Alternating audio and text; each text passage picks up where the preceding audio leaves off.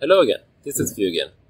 In today's episode we will focus on the changes in the melee phase between the 2nd and the 3rd edition of the 9th Age.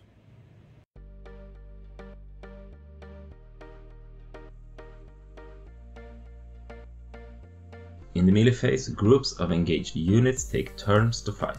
Units attack in agility order, and models from both sides attack, just as before. However, there are several changes in the melee phase.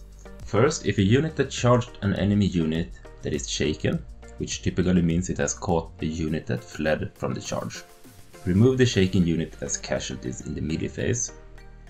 The remaining unit can perform actions as if they won the combat, such as overruns or post-combat pivots. Next, we freeze the boundaries around units. This means that models stay where they are and that there is no nudging until after the combat. Models that are in contact with this boundary can attack the enemy unit. This change will speed up combats that only lasts for a single round. Before rolling attacks, we add up the static portion of the combat score. The main changes here are that ranks are calculated from the first rank and up to 4, and that flanks and rear always give +2. Flanks also trigger the surrounded rule. The surrounded unit counts as having fewer ranks by as many ranks as the unit in its flanks. Next, you choose equipment and abilities, and then issue jewels.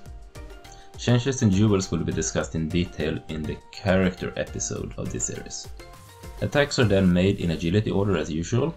The new concept here is restricted attacks, which are attacks that are made either as supporting attacks or attacks that are made towards the side or towards the rear. The number of restricted attacks a model can make is equal to its height. For example, a height 1 model can make a single restricted attack. Height will be discussed further in the episode of definitions and terminology.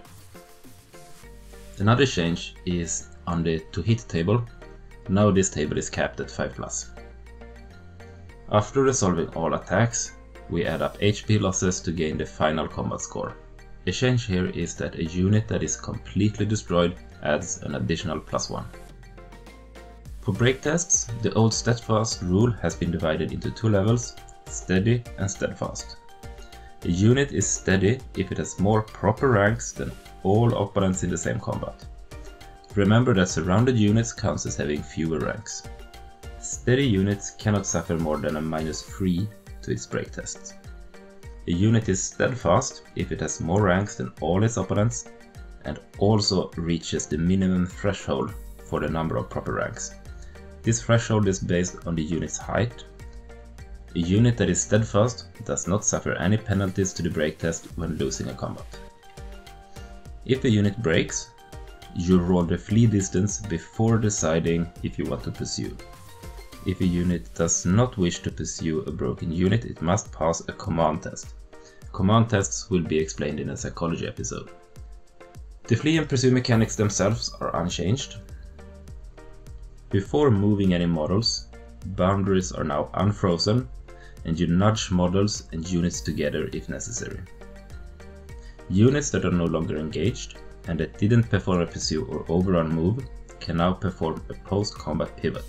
And if they do this, they are not allowed to charge in the next charge phase. Note that this means that there are no longer any post-combat reforms, only pivots. Units that are still engaged in combat at this point can perform a combat reform. If they are on the losing side, or if they are engaged in their flank or rear, they must first pass a command test. Combat reforms function the same as before, except units can only gain or lose up to 3 ranks. That's it for the melee phase. The next episode will explore what happens after the game. Thank you for watching.